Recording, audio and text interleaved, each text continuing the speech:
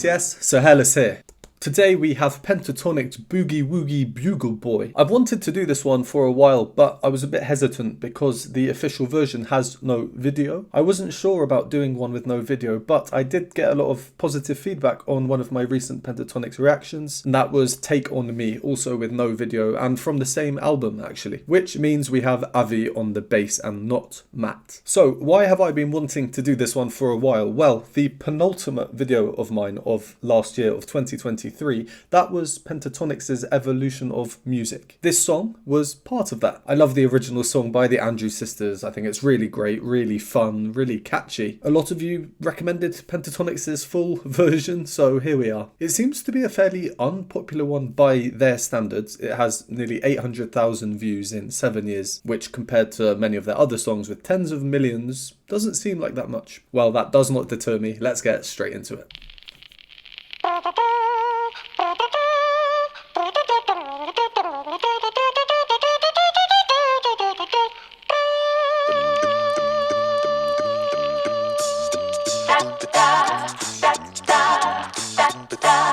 He was a famous trumpet man from out Chicago way. He had a boogie style that no one else could play. He was a top man at his craft, but then his drummer came up and he was gone with the draft. He's in the army now, I'm blowing reveille. He's the boogie woogie bugle boy of Company B. They made him blow a bugle for his Uncle Sam. It really brought him down because he couldn't jam. The captain seemed to understand, because the next day the cap went out and drafted a band. And now the company jumps when he plays reveille. He's the boogie woogie bugle boy of Company B. A toot, a toot, a toot-a-lat, a toot. He blows it A to the bar. In boogie rhythm, he can't blow a note unless the bass and guitar is playing with him. He makes the company jump when he plays reveille. He's the boogie woogie bugle boy of Company B.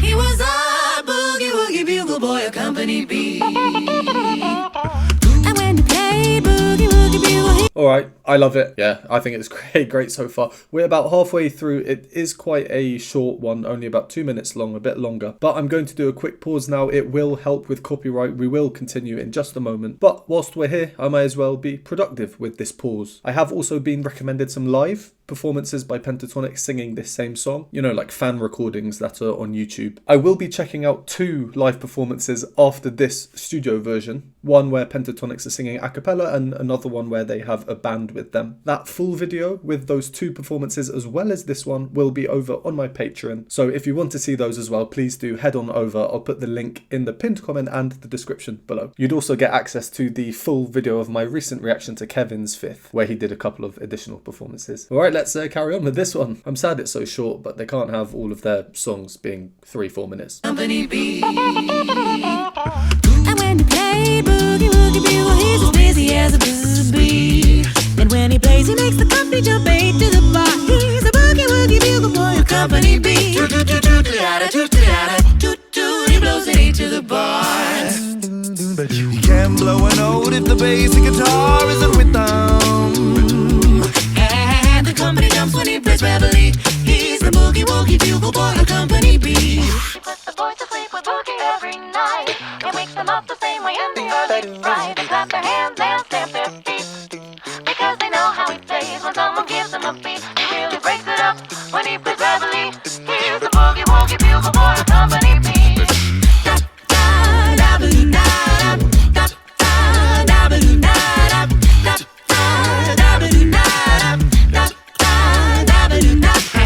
The company knows when he plays reveille. He's the boogie woogie bugle boy of Company B.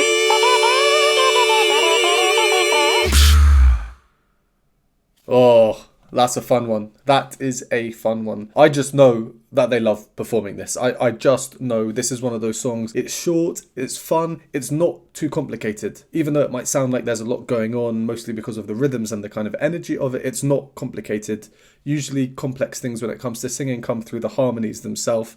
It can be really difficult to sing 2 sustained notes if you're clashing with someone else, for example. Here the harmonies are fairly standard. I'm sure I'll talk about that in a bit. Yeah, I really enjoyed that. One thing that I really like about it is how they mix the kind of innocence of sound of this era, the first half of the 20th century. You know, they've applied some studio effects, the cackling effect, very of the period. He really breaks it up when he plays reveille. Just a lovely simple tss, tss, tss. And then Here's the boogie woogie bugle boy accompany me. combining it with very, very modern beats there. Almost like a drop, effectively. But not in bad taste. I think they do work really well, considering Pentatonix and the hugely vast array of music that they cover. Alright, well, let's go back to the beginning. They're performing in the same key as the Andrews sisters. He had a boogie style that no one else could play. He was the top man. The key is an interesting one, though, because of how this song starts.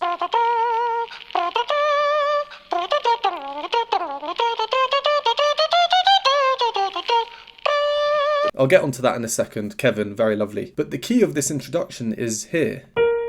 So then when Avi's bass comes in,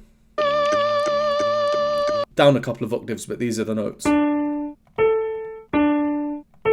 So the key is now here. So we've gone from here to here. These two keys in the grand scheme of things aren't really related, so that's why that changeover doesn't sound that natural. But it is what happens in the original song as well. I mentioned just now that the harmony is not complex. The main reason for this is the bass part, which is Avi's part. Many of you will be familiar with this. This is the same bass line that you get in 12-bar blues. So this is a D, the key we're in, which means this is number 1. The key notes are 1, 4, and 5. So this is what the common bass line will look like. 1, 1, 4, 1, 5, 4, 1. Because of this, there are only 3 chords used in the whole song. Chords 1, chord 4, and chord 5. So as far as intrinsic harmony goes, that's about as simple as you can get in a song realistically. Avi does some cool things though to change up the bass a little bit, such as towards the end he changes up the rhythms. And then listen to his bass part here. Instead of going up, dum dum dum dum, he goes dum dum dum dum, back down, just for a bit of variety. The same again, and then we get this hard beat coming in. So Pentatonix, they're really, really good at subtly adding variety and then just changing things up completely. Whilst we're still on the bass part, if this song was performed instrumentally, say it was a piano accompanying, you could make it a little bit more rhythmic and hectic.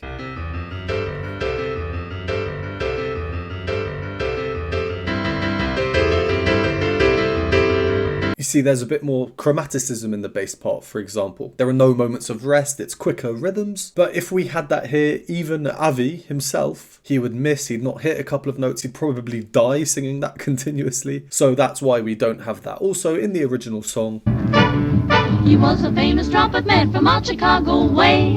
It's not quite that extreme either. It's kind of like a halfway between what Pentatonix do and that extreme version I just showed. So harmonically, Avi's part really is key, and overall harmonically it is a simple song just at its infrastructure. That's how the song is. I went to see Avi in concert quite recently, actually. He's crazy. Experiencing that voice live, it's mad. I'll put a link in the description to an unlisted YouTube video of mine, completely free to watch, no need to sign up, of my experience going to that concert. I got to meet him, which was very cool. Back to the introduction. Kevin's trumpet, well, his bugle. Just in case anyone doesn't know what a bugle is, it doesn't have any valves or anything to change the pitch like you would have in a trumpet, so this is more accurately a bugle impression.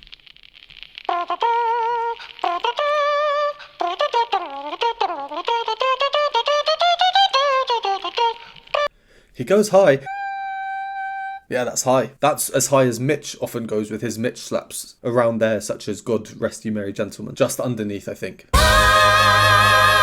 Funnily enough, in my last Pentatonix reaction, that was Havana. Kevin did a trumpet impression. What are the chances? I wonder, out of all of Pentatonix's songs that they've done, and I think this is number 38 for me, so I haven't heard hundreds probably. I wonder in how many he does a trumpet impression, and we've got them now back to back. Alright, so on to Kirsty, Mitch and Scott. These three, they are the Andrews sisters essentially. I've said it in every Pentatonix video I've done, but Mitch is such a big asset. His voice is just a hybrid between a female voice and a male voice. At least it sounds like it. He is that transition between Kirsty and Scott. You could not have a more perfect trio for it.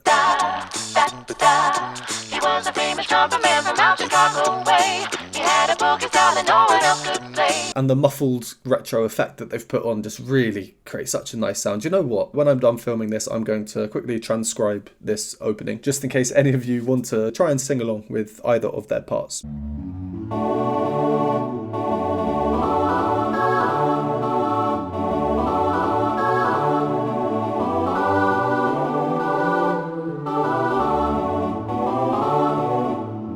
Another tiny little thing they do for variety, very, very subtle, but has a massive effect. Listen to the bass part. And the drummer came up and he was wrong with the draft. He's in the Just missing out a note, coming in a tiny bit late, just gives it a bit of rhythmic kind of urgency. This is something that we'd typically see in voice play, for example. The last phrase of this section, Scott and Mitch both singing the same note, and it's Kirsty who has the movement here on the highest part. He's the boogie woogie bugle boy of Company B.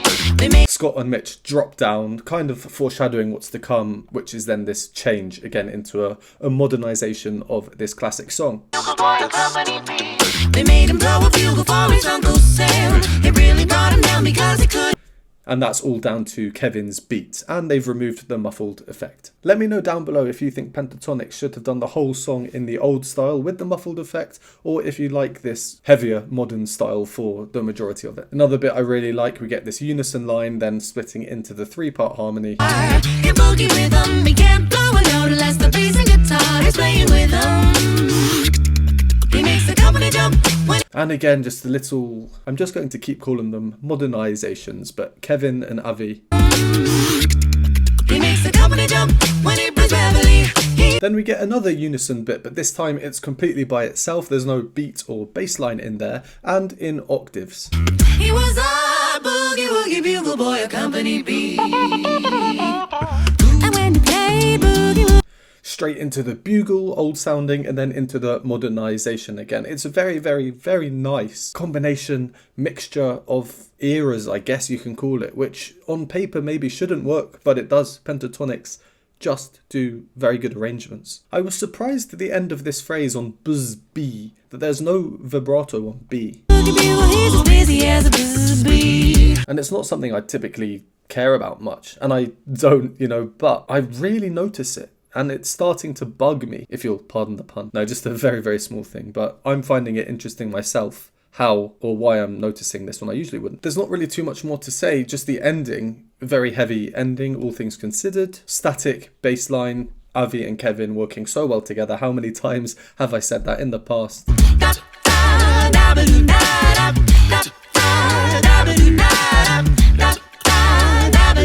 Really emphasizing 1, 4, 1. Yeah, I enjoyed that a lot. Short, simple, fun, and I'm excited to see how they perform this live. So I'm going to go and watch those 2 performances that have been recommended to me. I've got them ready in my tabs there. If you want to see that, go ahead over to my Patreon, and otherwise, thank you very much for watching. Would appreciate a like and subscribe. If you enjoy my content, would like to support me, you can join the Patreon linked on the screen now, or the YouTube membership linked below, and I will see you next time.